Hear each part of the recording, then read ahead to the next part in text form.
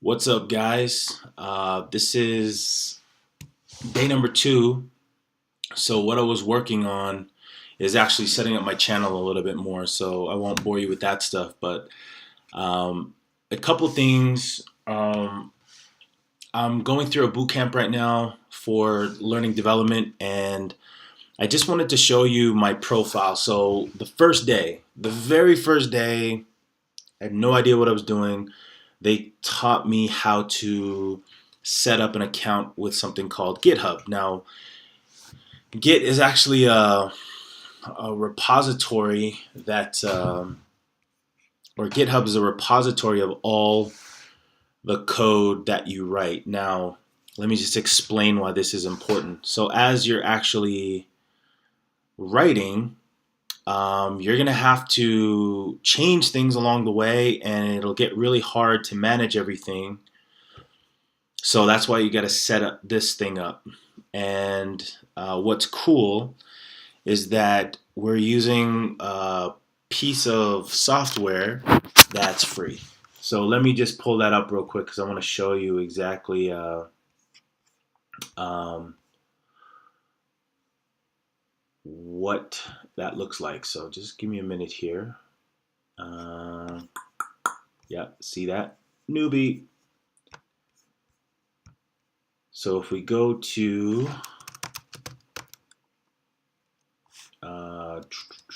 so one of the things that you have to remember, and I just wanted to splice this in here, is that we are using open source software.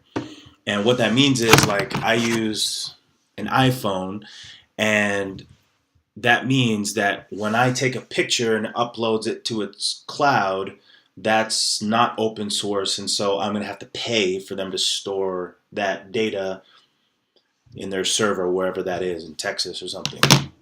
But this stuff right here that we're looking at is open source, and that means somebody has graciously offered to host all this data in exchange for you sharing your code with everybody, and that's how the general coding community collaborates, helps, and shares to make things better and to teach people. So I just wanted to add that in. I don't think I said that in the first part. So back to the rest of the video.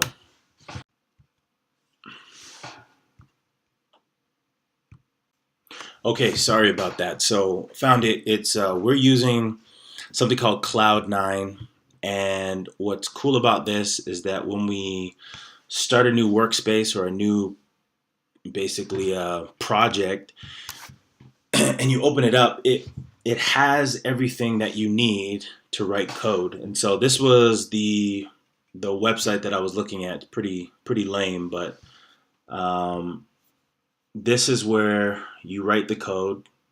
And right now we're just writing in a language called HTML. Now, if you don't know what HTML is, that's what these websites are built on. And I'm not really at the point where I can really eloquently explain it to you, but it's basically a series of commands that you put in, and then you can put your content in, you can pick colors, and you just got to learn the different commands and different, I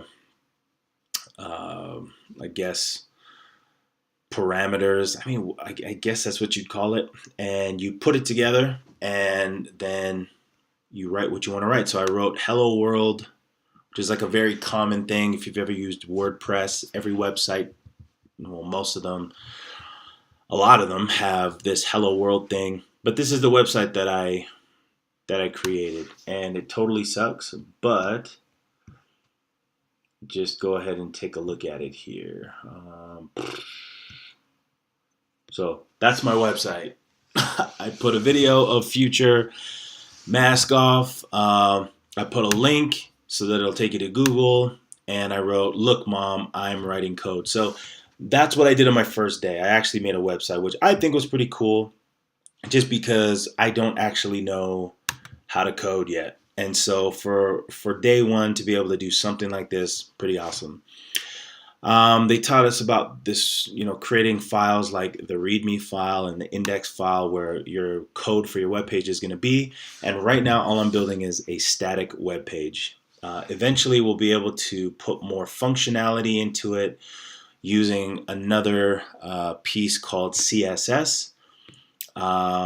Think of this as the frame of the house, and then CSS as like the paint and all the details and the trimming and all that kind of stuff. So that's basically what I've been doing on the first day. So hopefully that's interesting. And I'm going to use that as part of the video here. So just give me a minute. So yeah, hopefully you guys found that interesting. I just wanted to share literally my first day, literally how it went. It was good. I really liked the instructors there. I noticed that computer programmers, I don't want to like stereotype them or anything, but they're very matter of fact, and I think that comes along with the way that they have to think all the time. They're not. It's hard to mince words. Like literally, if you get one thing wrong in the syntax or the protocol or whatever you want to call it in the code, it just doesn't work. So you kind of have to be very exact, very pointed, very just say what you mean type of thing. And I'm starting to notice that about them. So it's cool. That's part of what I feel like I'm learning as I go to these classes is how to think like a coder, how to think like a developer. Because as a dentist, I mean, we got to think like a dentist. We have our algorithms that, how we do fillings, how we pull teeth, how we do root canals, and we have to stick to those rules. It's the same thing in the coding world. You guys have rules. I'm learning them. I'm trying to dive in here and swim, not drowning yet. I know I'm going to soon, but I just got to learn how they think and then adopt that in. There is one interesting difference though, because in dentistry, you pretty much have to know like 75% of what you're doing, and then the 25%, sometimes you have to,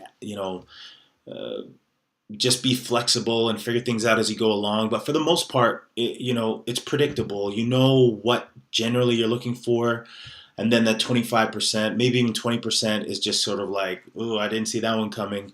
And then you have to, shift gears and figure it out. Coding, on the other hand, like it seems like you can actually look up a lot of this stuff online. Like when I needed to know how to do something, I literally just went on Google. It's like, how do you do this? What's the code? Like, how do I change the color on my website? And it just pulls it up. So, you can't necessarily just leave your chair in dentistry and go, okay, Google, like, what do I do in this particular situation with this particular patient? Like that answer is not likely to be specific enough to you to be able to figure it out. You do have to know what you're doing. Coding, on the other hand, is so awesome because like everybody's sharing, everybody's like trying to help each other, and so you get a lot of answers, and so that's what I really find valuable. Anyway, that was day one. I hope you enjoyed it. Ask me questions. I'm here to help anybody who's just starting and to give you context as much as I can with what I'm experiencing, so that if you're planning on going to coding, you can actually watch someone who is completely trained in something different, like dentistry, and then totally being humbled and schooled in a brand new industry. So, dentist to developer, hope you guys enjoy the video, and we'll see you next time. Thanks.